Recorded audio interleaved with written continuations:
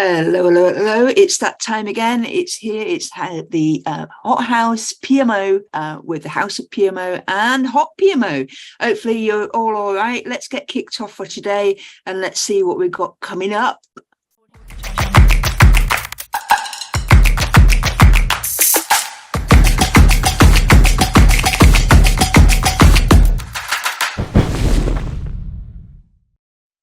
Hello, hello, hello. I hope you're all well. We've got another great show lined up for you. It's Fast and Furious. This is the one where we do live stream. So hi, if you're watching on LinkedIn or YouTube.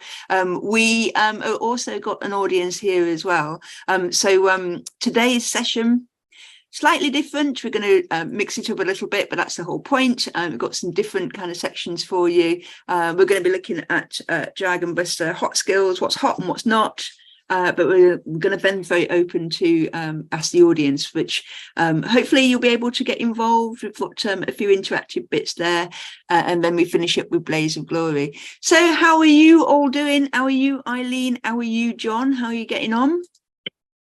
I am fantastic. I'm just gearing up to go on holiday. Actually, I don't know if anybody else is, but my kids watched a TV show called Race Around the World about a month ago.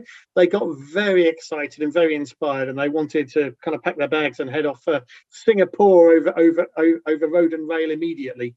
Managed to calm them down a bit, so we're going sort of interrail down through Europe and across to Croatia and back again. So that's our adventure, and we're leaving from St Pancras on Saturday evening, so very exciting. Hey, okay, lovely. Wow. Eileen, how are you getting on? You all right? Yes, busy. Lots of things coming up. Particularly, we're kicking off at the House of PMO. We're kicking off our service contract. The review of the text starts on Tuesday night, so that's going to be a piece of work that we're doing over the next kind of 12 to 15 months. So, looking forward to kicking that off with the team. And for anybody who's interested in joining, don't feel as though you've missed the boat. There's going to be plenty to do for the next kind of 12 months or so to get the revised publication sorted, and you can get your name in there and contribute. So get in touch. It's on the House of PMO website. I'll find the link when we go into the session. Okay, all right, super. So let's get cracking then. So we've got first.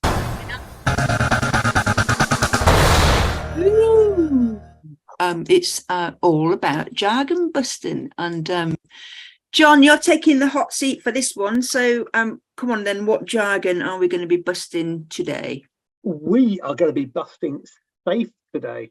So how this came about, this concept, this came about when we were at the PMO conference and we did HotHouse Live. I don't know if anyone here was at that event, but basically we did the Hot or Not, which is our regular segment. We did that in front of a live audience where they were holding up red and green cards about things being hot or not. And we mentioned Safe Scaled Agile Framework, and it got a massive negative thumbs down from everybody there, which threw me a bit, because in my mind it's always been a case of, well, I get why developers don't like Safe, because they like to be in a very, very agile environment, and the more control, dare I say, bureaucracy and things that you put around their ability to just sit down and code without anyone getting in their way, they don't tend to like. I get that, but then why would PMO people not be liking it, given that it's something that is supposed to give us more control, more structure and everything at an organizational level? So that really, really threw me. So I just wanted to, and I've spoken to a few people since, and I'm not sure everyone had a common understanding of what Safe was, so I thought we'd talk about that a little bit today. And I've not done slides quite deliberately for this one, because I want to give you access. I want you to look at the website that's in front of me, because this is super, super accessible and you can play around with this yourself. I say it's super accessible. I entirely acknowledge that this looks very, very scary. There's a lot of information on a page there. And I think this is where most people start with Safe. They look at this image and they go, I've got no idea what's going on there. It's a bit too crazy and I don't want to deal with it. So let me just give you a flavour of what Safe is. Everything with Safe has kind of come bottom up. So you're starting off with this idea of a scrum team. These small teams that work amongst themselves. They agree what they're doing in a 2-week sprint. It's normally 2 weeks. They'll agree what they're going to deliver. The team will lock themselves away. They'll do that work. They'll talk to a product owner and make sure they understand exactly what they're doing. And then at the end of that 2 weeks, they go, ta-da, here's what we've done. What do you think? Do you like it? How does this affect our backlog going forwards? Do we need to bring other things in, move other things down and adjust? And then we kind of carry on going with the next sprint and the next sprint. And for a small team, that works really well. For a tiny organization, that works really well when you've got one dev team. But what about when you're in a large organization and you've got multiple teams doing lots of different things, and those teams have dependencies against each other and they're competing for resources? And then you get into a problem where Agile, in terms of Scrum, doesn't really work for you because it's designed for small teams. So there's then been a whole load of ideas that different consultancies have come up with for how we scale Agile. So this is one, SAFe, the Scaled Agile Framework. There's also Disciplined Agile. There's less. There's quite a few of these different approaches that are around, and they've all evolved over time. Now, SAFe here starts with, at the bottom here, you've got Scrum teams essentially running in regular releases where they're continuously deploying stuff and they're working in a kind of 2-week cycle. When you have multiple teams, they have this idea of you working in what they call trains, agile release trains or arts. The idea is you have multiple teams working together, all working to the same kind of cadence. So working to the same kind of 2-week drumbeat of sprints running, and they try and plan work for all of those teams together in these roughly sort of 12 to 14 week cycles, basically. So you're getting everybody together in one big group, say, right, let's work out what we're doing for the next 12 to 14 weeks across all of our Scrum teams. Let's map that out super high level, understand where the dependencies are. You have all the developers and everyone in a room together to figure that out together, and everyone comes away with a common understanding of what they're trying to get done over that 12 to 14 weeks. So that's kind of how it's working, and that's what these release trains are. But what it also has wrapped around it is a whole load of guidance going right up to this top level here of working at the portfolio level. And what it's talking about here is saying we should be taking our strategic themes from the organization. We should be creating a vision board essentially at that point to say, what does that look like and what does that mean we will be doing? They've got this concept of lean budgets where you basically set up guardrails, say this is what we want to spend in different areas, this is at a high level how we want to spend it, and this is what the outcomes are. And you're, by creating those budgets and giving people guardrails, you're essentially delegating a lot of the responsibility for achieving those goals within those constraints to the teams. The idea is that you've not got somebody checking and balancing every single point through that 14 weeks. You're delegating that authority, and the team should be able to rock on and deliver as long as they're within the constraints that you've given them. Now, a few things about SAFe that I would say to you. Firstly, the people behind this advocate an implementation roadmap to implement SAFe. Ironically, this, when you, there's not a picture on that page there, but when you do dive into this and take a look at it, you will see that it looks surprisingly linear and not very agile. They want to train everybody big bang and then implement it all at once. Personally, I would not advocate that approach. I would always advocate starting from where you are now and iteratively evolving from where you are now. The other thing is and this is not a criticism of SAFe, this is true of large agile, Scrum, disciplined agile, all of the other things out there. All of these have been built generically to try and work for a large set of organizations. They have not been built for your organization, your foibles, the journey you've been on so far and where you want to get to. As expert PMO people, what you need to be doing, if your organization is talking about using SAFe or anything like that, take a look at it, understand it, and then work out which bits work for you, which bits don't work for you, and then make sure you're pulling in the right bits for your organization, because you will know your ways of working, your body of knowledge, your capacity and capability better than anybody from a consultancy selling you SAFe will be able to tell you. in the meantime, there is a lot of good stuff on here that is well worth you looking through, whether you're using SAFe or not using SAFe, or whether you're agile or not. When you play around with this site, you'll find you can click through on these things and learn a lot more about how everything works. So any click on here will take you through to more detail about what they mean by a release train, how they see that working across silos, how they avoid silos in their way of working, and what they believe release trains look like, and what they believe value streams look like, and everything. So I would urge you, even if you're not a SAFe shop, even if you've heard terrible things about it, dive in, have a look around, play around with it, learn some background on what they think is good, but then use your lens as PMO experts and experts in your organization to decide what of this is valuable, what will work in your organization, and which bits are just not right for you at this stage. There you go. That's SAFe, and hopefully we've busted the jargon around that one. You're on mute, Lindsay. Oh, it wouldn't be a Zoom call without somebody saying you're on mute at some point, would it? I'm just ticking that one off my little bingo list, and she's back. There we go. Today, aren't I? Eileen asked an interesting question. Is it equivalent of a 12-14 week portfolio plan? Is it?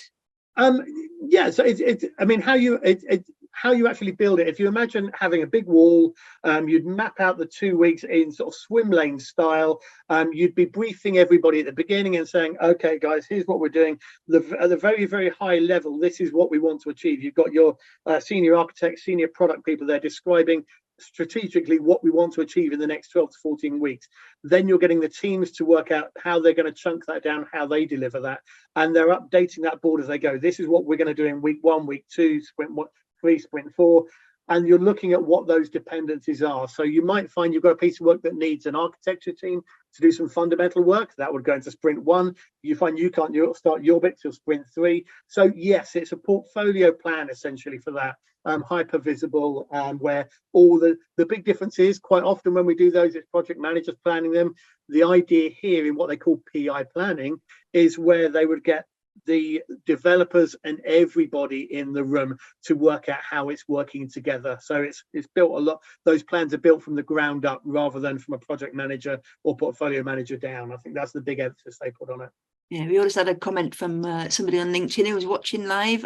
They recommended the SAFe Agilist course as the one that's most accessible to PMO managers or PMO analysts that are interested in looking at that. So thanks for that insight. That's fantastic. So so let's move on then. So so this week we are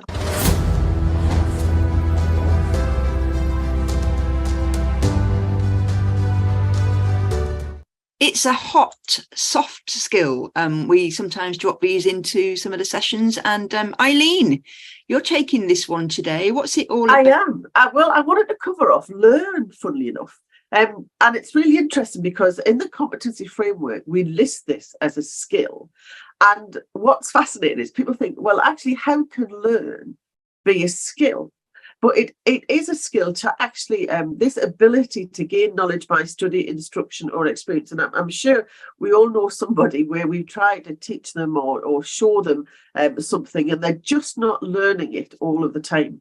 And I think as a PMO manager, we talk about, we've talked on several occasions, even the bit John's just done there, about actually finding out what's out there in the outside world, thinking about what is going to be useful within our organisation, and actually kind of taking the organisation on that journey. But we have to open ourselves and we have to develop this kind of skill of learning. And there's a great paper, Lindsay goes on to the next slide, there's a great paper that's been written by McKinsey's, and I love this this quote from it, is that learning itself is a skill.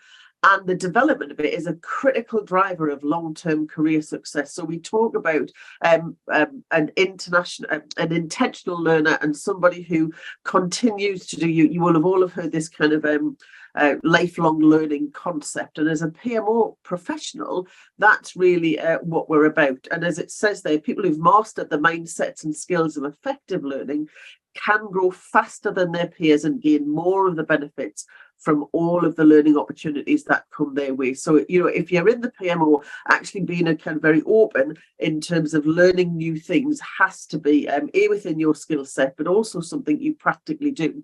And the McKinsey paper, it does talk about this kind of concept of intentional learning, actually kind of going out, not just kind of soaking up things. You know, I'm very conscious we've got people who sit on our webinars, and we have a lot of people, you know, me included, I sit through lots of webinars out of, you know, kind of just a little bit of interest. But when they talk about kind of actually taking learning to the next level, it's about that intentionalness of actually kind of deciding you want to kind of learn something. And on the next slide, so Lindsay's going to look at this because it's going to be a build up, and I'm going to trust her to build it up as I kind of speak through this. Yes. So it always starts with curiosity. Now, again, we've talked about this several times, that actually being curious is a really important attribute of people who work in a PMO. And that curiosity then kind of drives you to go on to the next stage, cue Lindsay, where we actually go and have some kind of exploratory play. Now, the important bit is that, you know, this exploration play is really is that intentional, where we set some goals, we know exactly what we're going to learn. And I think one of the interesting things about learning is not about saying, you know, I'm going to learn about agile development, but actually be kind of quite specific in terms of what you want to learn and what the outcomes of that learning are you want it to be. And then we would then go away and actually have some kind of what we would call kind of some meaningful experience. We want to go and actually kind of give it a go. Now, this might mean we learn a bit of agile, we learn a bit of safe, and we try and practice that. When I have taught kind of project management in the past, I've gone away and said to, you know, particularly people coming into project management for the first time, just practice planning your Christmas dinner. Actually kind of do the whole kind of Gantt chart, because actually kind of planning those skills, really getting under the skin, not just looking at it and thinking, yeah, I could do that. Yeah, I know how that works. You actually have some kind of meaningful experience. Now, what might happen is actually, if we kind of go on the next bit, is actually there might be some failure. And it's really easy to kind of give up at this point. But what actually drives us, if you kind of do another couple of taps, Lindsay, is actually our passion for learning, our passion for making a difference should actually drive us to kind of go back to have a bit more exploratory play and actually do that meaningful experience, which means we can then complete the learning journey. Because what that then goes on to, as Lindsay will show us any second now, is that actually we get some enlightenment. You know, when you get that the penny's dropped, right? Now I actually understand. And you know what John was saying before, we can go on the safe course, but actually it's only when we've practiced, when we've looked at it and played with it in our particular organisation, do we have that kind of enlightenment that says, right, then exactly how we want to kind of use that, or make a conscious decision not to use it in our organisation. And then the final bit there is that actually, yes, we've actually kind of satisfied our need, or kind of that objective of setting out the learning, and actually we feel empowered then to be able to kind of go and use it. And I think a lot of people, when they kind of look at their kind of whole learning piece, kind of stop at the curiosity. They don't really kind of plan out the kind of the structure of their learning. And as you know, we've got the competency framework reiterated around not just from ourselves but from McKinsey, and also this piece here in terms by Sasha Oz, in terms of actually kind of planning through your learning, what you're going to hope to do with it. And what I really like, particularly in this model, it's our passion for the subject area in terms of kind of PMO, our passion for improving project and program delivery in our organisation, that actually kind of keeps us in there until we've actually kind of got something useful for our organisation. Okay, so yeah, a skill for us all to develop. Well, I know you've enjoyed putting that together as well. I think it's again, I think meaningful learning, and the fact that you talk about that we often stop at curiosity. I totally agree with that. And comment here that you know, I feel like you're on a constant journey of learning, and that encouraging team members to do the same, and saying, I realise that I can't learn everything, but between us we can share and learn so much more. And that's what we encourage a lot with our members, and also corporate members, that if everybody can't get to every session that we're doing, they get at least one person there and feeds back to everybody else, you know, is a step in the right direction at the very least. So thank you very much. So it's hot or not. It's a regular feature, the one that drives all three of us pretty much insane, because what is it going to be this week? So I think first up, John, it is template therapy. Great therapy. I've been doing quite a bit with this month. We at Hot PMO, we've been building and evolving our what we call the vault, which is where we sort of keep our sort of templates and documentation and those kind of things. And I've been sort of going back through and sort of updating some templates and things. And if you haven't done this for a while, I really recommend making some time to do it. I found it quite therapeutic, because I think the mindset you get yourself into forces you to step out of the day-to-day running of the PMO and all the issues that are hitting you today, and allow you to sort of move to dare I say, a higher plane of existence.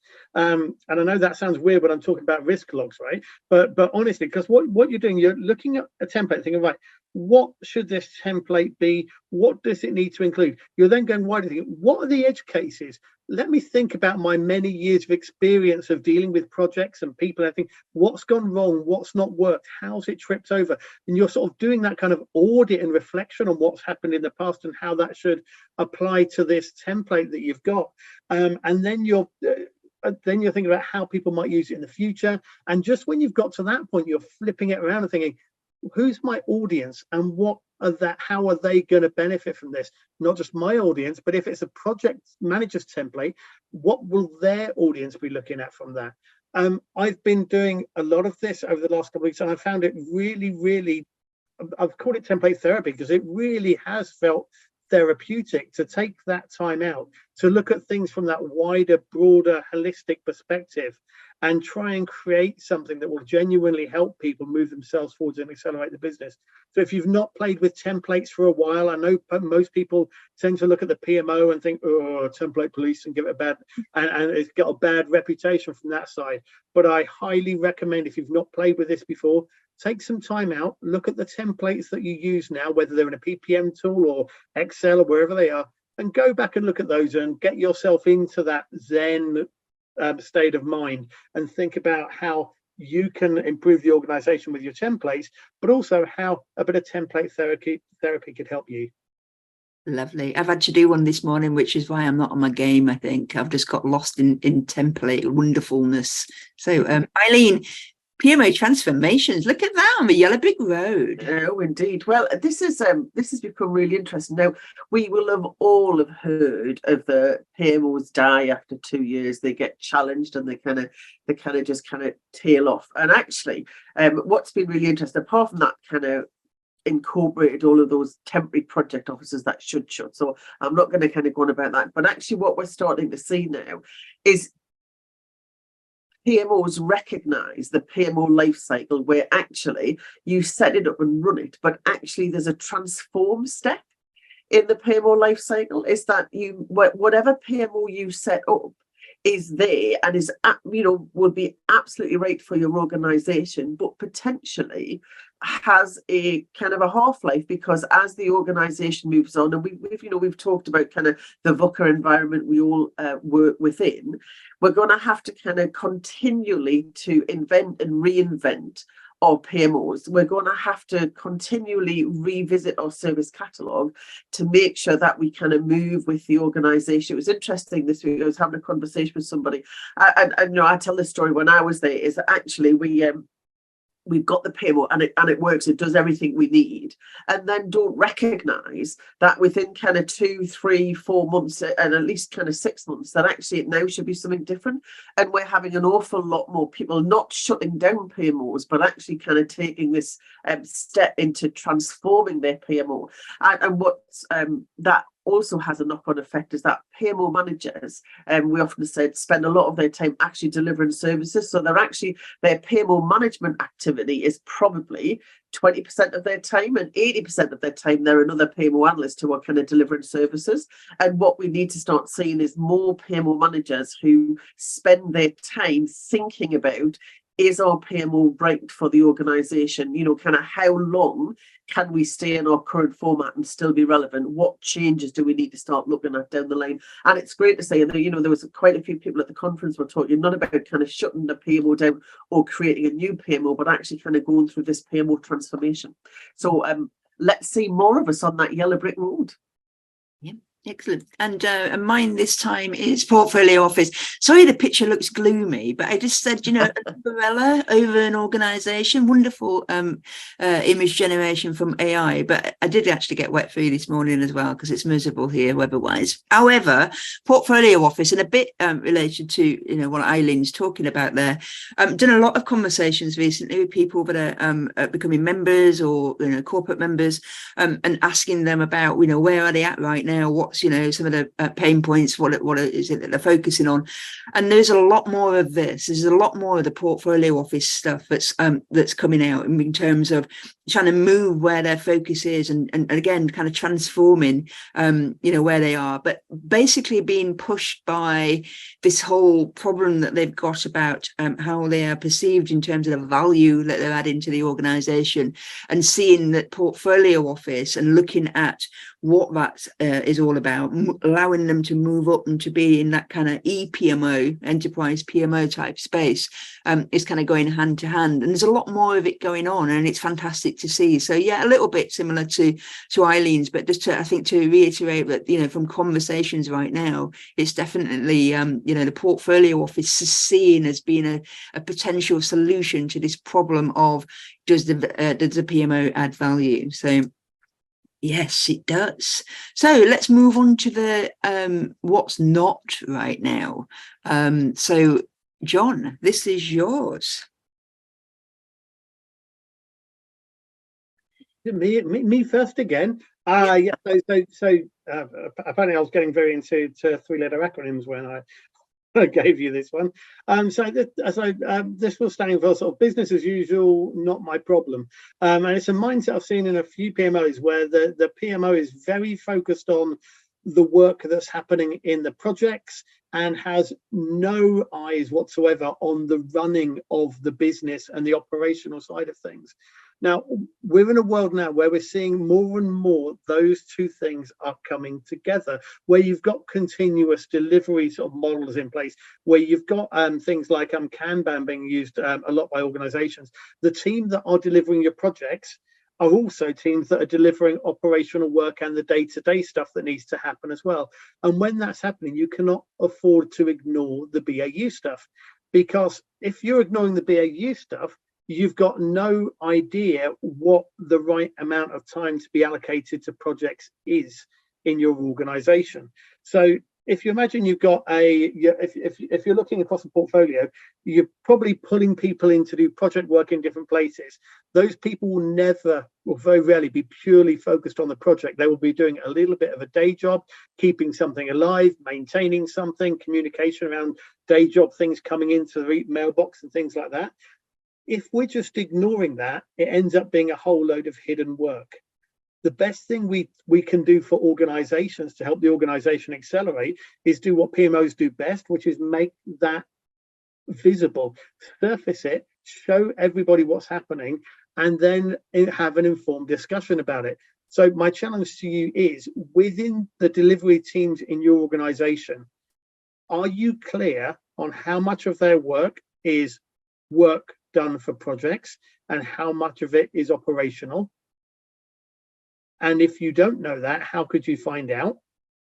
And once you've got that, what do people think that percentage is in your organization, and what do they think it should be? And if you can have those kind of conversations, it suddenly gets quite interesting. Are we doing a greater percentage of work being keeping the lights on and running operational things than we thought we were? Or are we doing more project work than we thought we were? And what do people think that balance should be? What should it be for certain teams? Should it be higher or lower? And if you've got that kind of conversation going, you could even move it into saying, for our project work, is the bulk of that on strategic items, or is that on keeping the lights on and dealing with regulations. And then you're sort of splitting that again there, saying, what do these percentages look like for our teams? Is it a third on BAU, a third on strategic, a third on just keeping the lights on projects? And as you build that view, you can have really, really informed conversations with the business about where those priorities lie and how we should be adjusting those going forwards. So don't ignore the BAU stuff. It very definitely should be your problem, because it will help you allocate resources effectively and make sure the organization is using people optimally. Okay, yeah, I'm sorry, I had a good comment there from Robert. I asked my team to estimate these amounts on their weekly status reports. A free sliced pie chart amongst operations, innovation, and chaos. So, I love chaos. So, Eileen, look at this sinister one. I know. I'm just typing in a comment there from John's, because it just made me think. Right then. So yes, the faceless PMO. Right then, and I'm really sorry. You know how you should never offend your audience. Perhaps I might be offending the audience now. So as you can imagine, Lindsay and I do an awful lot of webinars. We spend an awful lot of our time on Teams and Zoom, and you know, there are some people, and we're always always happy to see people's kind of smiley faces, and we're always grateful for people who put their cameras on. But we do recognise that there are situations where people don't feel comfortable have their camera on. At lunchtime, most people are kind of scoffing their lunches. But it's actually really quite difficult to talk to a white font of somebody's name. And I want to just encourage people, if you're not going to have your camera on, please can you put a picture of yourself or your dog, yes, or of anything, yes, on your account. So actually what we still see is a whole range of smiley faces, and it just makes it much easier to present. I mean, they don't move, unless you can put a GIF up there, which I don't think you can now. But it would be really good if we could all kind of put some face, or even a logo from our PMO with anything. So when our cameras off, because I think if I turn my camera off, if people can see it, if I turn my camera off, yes, we have an I Love PMO sticker. Now, even that's better than just kind of a name. So I'm just going to encourage everybody to do that over the next kind of 7 days. So that's another follow-up challenge and I'm going to be checking next month for everybody who's kind of logged on to the Zoom element of the meeting. Yeah. And you couldn't, as Lorna said, you could actually just use avatars instead, which seemed to be a new feature in Teams that certainly people here in the office have been messing about with, trying to find their perfect avatar. We've got somebody did us. What did they do as a pixelated versions of Lindsay and I? Yes, yeah, absolutely. Okay, Amanda, my final one is the Hawthorne effect. I don't know if anybody's heard about this. I was just reading the newspaper here in the UK just last week about workplace productivity and the problem that we still seem to be having in terms of this balance between working at home, being in the office, and the Hawthorne effect was something that was mentioned in the article, which was it's actually a telephone equipment company back in the 1920s that were trying to improve workplace productivity, and they did a number of things. They did things like more lighting in the place. We saw productivity go up.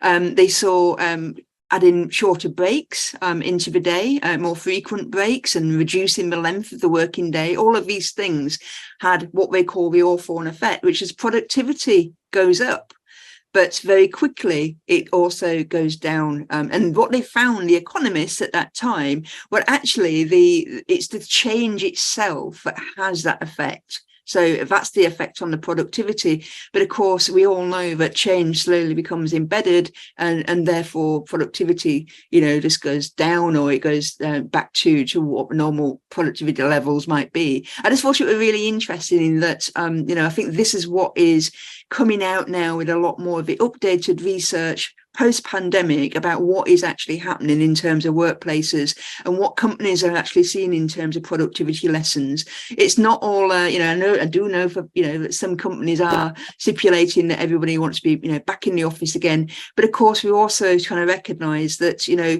workplace, do we keep people happy in terms of their, their working lives? People don't want to rush back to being stuck on trains and doing that awful commute anymore. It's trying to find the balance front. And I think what is interesting, and certainly want to keep an eye out on, is, what is some of this research that's going to be coming out? What is it going to be saying, and how will that have an effect on our organisations and the way that management might see in terms of people working? So the Hawthorne effect, it's about, you see short-term gains, which are mainly due to, a particular change, and that's what they're seeing now. Now the pandemic is well back in the rear view mirror.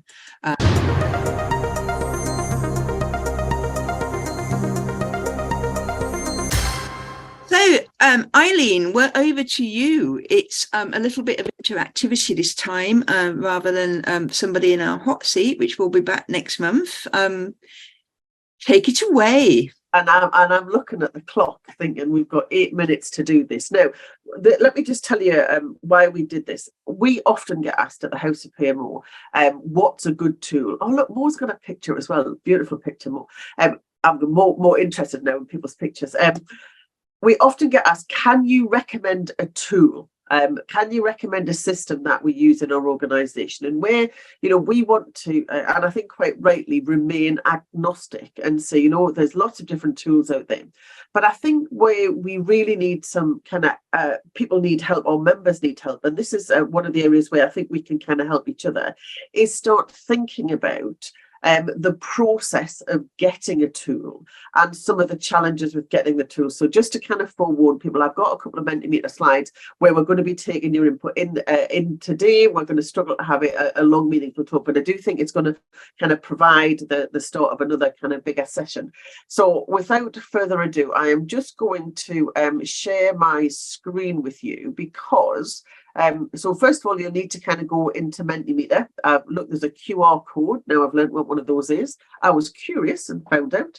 So there's a QR code there. What I'd like you to do, and it's not just people on Zoom, people kind of wherever you're watching us from, can go off to Mentimeter.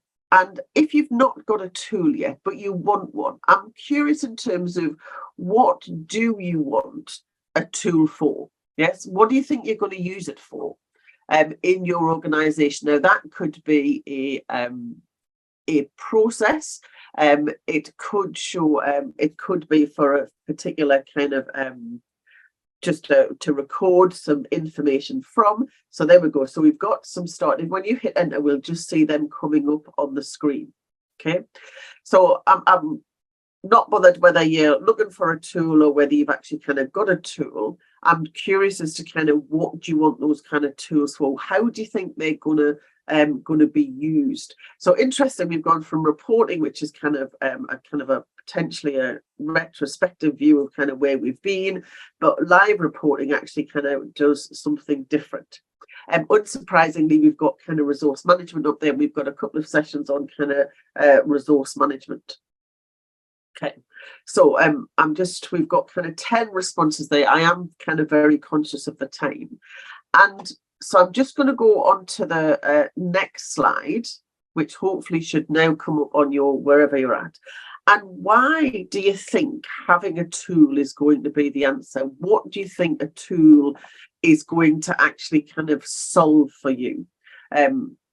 So there's one thing in terms of we want to use it, but kind of how do you think you might be able to sell it, or how did you sell it to the organisation to kind of justify getting it on board? It might be kind of, instead of getting an extra person, yes, too many, but don't we just love a spreadsheet? I always kind of think we can get rid of spreadsheets when finance get rid of this.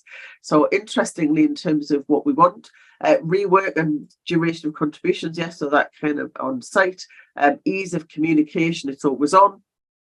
One-stop shop for documents. So interesting in terms of, you can kind of see where there's kind of, we're going to be looking at kind of different types of tools. And again, one of the things that we've talked about a lot recently is this kind of whole kind of concept of AI. So actually interesting, there's quite a bit there around document management. So we've got some interesting aspects of those. And kind of the whole kind of scenario planning. So we've got 11 responses up there. Sorry, I'm flying through it, but we'll collect this and then we'll kind of play it back for you. So what I'm going to do now is just go on to, you'll have to bear with me while I kind of do this magical bit with and I apologise, we've now got a different QR code for this one because I'm only allowed 2 questions. What's stopping you get a tool? Or I've implemented a number of tools in my organisation, and trying to get kind of buy-in for people to kind of understand the benefits was the biggest one. But when you are implementing your tool, or you're currently desperately trying to get the organisation to kind of buy in, have a tool, what are the biggest barriers to actually kind of getting the tool and implementing the tool? We talk, this whole kind of concept of AI is about having data, but it may be because actually we can't agree the process. Oh, they say that's an interesting one. Again, going back to kind of having a no PMO, so you end up that when we talked about that was the not hot last month in terms of not having that enterprise PMO, so not being able to get that funding. Interestingly, that the PMs were against it. That's again an interesting aspect in terms of what's required.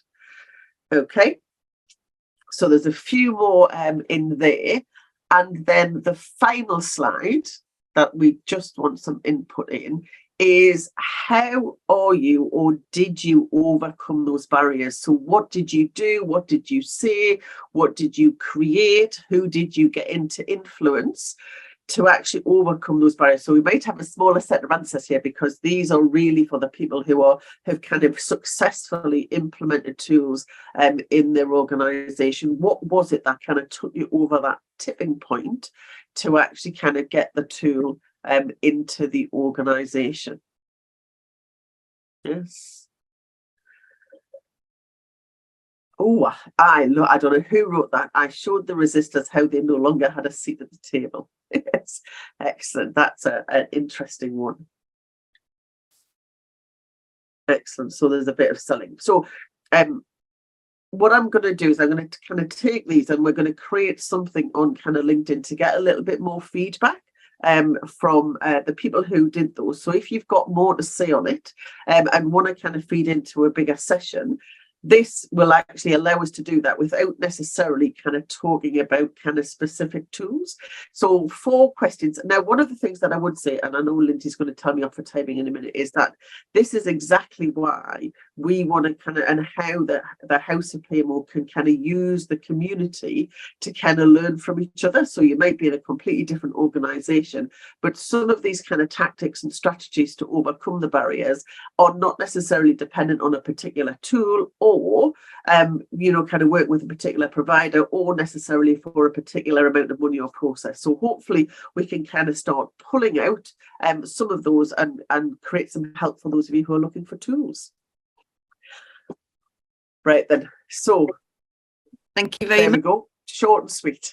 Yeah, and so we've just got a couple of minutes. So just to wind up for today, so we have got obviously Edinburgh coming up. We've got our we're starting our rerun of different competitions, so people can win a ticket. That's the latest one. Just head on to the website. You'll be able to see that on our banner on the front page. PMO on holes, and there's an opportunity there if you want to share some pictures on social media and get yourself a ticket, and you'll be able to go and see Alan. And Lorna will be there too, so you'll be able to see at least those 2 people that are on this session today in the flesh, in person. We've also got a couple of events coming up in the next couple of weeks. It is the evolving role and roles of the PMO. There's a lot going on there in terms of the changes that have happened and are happening in terms of the different roles in PMO. And also we're going to kick off a little series which is focusing on the PMO competency framework, looking at knowledge, skills and behaviours. And we'll kick off with skills for practitioners. Go and have a look at the events page, everybody, and hopefully we'll see you at a session in the summer, certainly here in the Northern Hemisphere in the summer, and still talking PMOs. But for now, thank you very much, John and Eileen, hopefully, and everybody who joined us here in the audience and out there on LinkedIn and YouTube. Take care for now. We'll see you next.